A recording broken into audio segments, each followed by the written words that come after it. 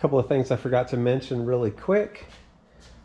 If you take hinges off of something and you want to polish them, I found a good way to do it is just to screw them to an old board. That set right there has not been polished yet, but I'll take the polishing compound and my drill, and I will shine them babies up really good. A couple pieces here.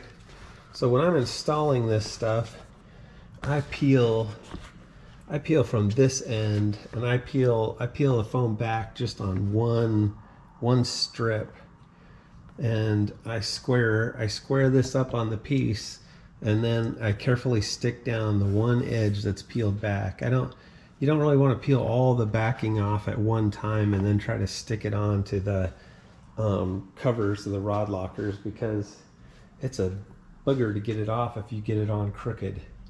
If you stick the whole thing on crooked, you are not getting it off. You're going to have a big mess. So be very careful. Take your time if you're using that stuff and you're sticking it on to these locker covers. Okay, I think that's the only thing I wanted to add. Love the foam so far.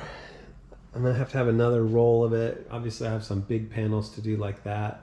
And then next year we're going to pull all the carpet off of the boat and replace it with foam. Nice thing is this boat is about 50% rod lockers, so I'll have about half of the carpet gone by the time I finish putting rod locker covers on, put the foam on them and put them on. So next spring I'll probably start on pulling off the rest of the carpet and replace it with the foam. This carpet is just ruined, it's shot, it's rotten, and just falling out of here. So okay, quick update number 2.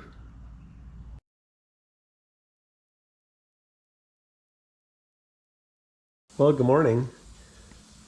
My buddy Brad just sent me a text and he said, send me some pictures of that boat, because he said, I don't believe that you're working on it every day like you say you are. So I have to laugh. I can do a quick update for you today. It's only been a few days. Let's see, what am I working on today? I'm mounting a couple of little LED spotlights on the back that will shine forward towards the boat ramp for loading at night. The little broken plastic piece that holds the shift and throttle cables, I just zip tied it for now. I got to stop down at Black Hills Marine and I'll see if I can find that piece.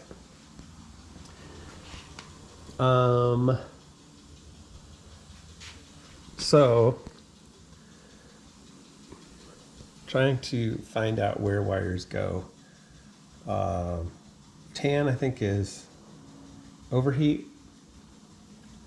The green and white is I can't remember. I have that labeled wrong right now. These other wires here that come from the throttle quadrant up front. I know I have, I think I have trim. I don't know.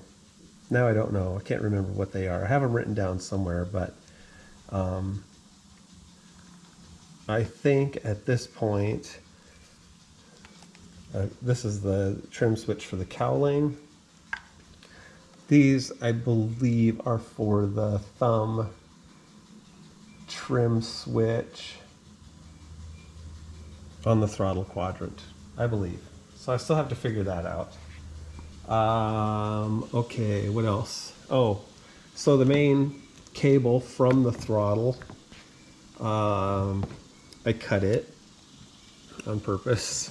Here's the one end and here's the other end. I took about 5 feet of length out of that cable, and I get it, different boats, this throttle quadrant here, you could use it on a whole bunch of different boats, and so that cable was really long and it's just not that far back to my motor. Storage lockers, I've been finishing them up and putting them on. Let's see, that one right there is the center one is the live well. More storage on the other side. Here's the cup holders I'm going to cut into that locker right there. The wiring under the dash, laying in there. I've been labeling it as I go. Water pressure gauge I put in the dash. That's the only gauge that's up here. Been searching for an iPad. I'm going to mount a big iPad on the dash up here so that I can use it for navigation and whatnot. So, storage locker there. That's just a standing stand cover right there. Foot pedal for the new Terova. I've got all of this cable I have to figure out what to do with. Trolling motor batteries are in this locker, along with the stereo amplifier. It's down in there too. Some odds and ends, Mr. Bubbles on the lid. Okay, just bonded on there. So here's a question for you. Minn Kota Terova, right? I mean, here's the stand, right? Where the casting seat is up front. And here's the trolling motor and my daughter's Bubbles cell phone. So anyhow, distance from the foot pedal to the trolling motor is about 2 feet. And yet I have about 12 feet of cable, maybe 16. I don't know how long that is. So why not take this end and put it on the foot pedal right here? Why not have about 3 or 4 inches come out of the foot pedal and put the connector on there, and then come up here to the trolling motor and do the same thing, right? You already have it. Then, instead of this crap that now I have to figure out how to stow that somewhere, I could seriously have a 16-inch cable that goes from my foot pad over here to the trolling motor connector, and it'd be nice and clean. I wouldn't be tripping over it. It wouldn't be in the way. But instead, now I'm going to have to cut. I don't know, I'm going to have to cut a hole in this panel here to find a place to stash all this wire, and it just pisses me off. So anyhow, there you go. I don't like it. It's stupid. Nobody's thinking. Engineers aren't thinking about this kind of stuff. Okay, well, there you go. Today, the Minn Kota, the heading sensor, it's going to mount, I believe I'm going to mount it right there on the boat. So, I mean, you can see where that's at. It needs to be away from major electrical fields. It needs to be away from major steel parts. I think that's aluminum. I got some aluminum down there.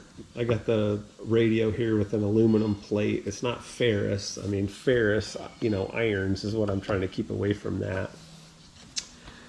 So that just has to be run to power, and it Bluetooths into the trolling motor head.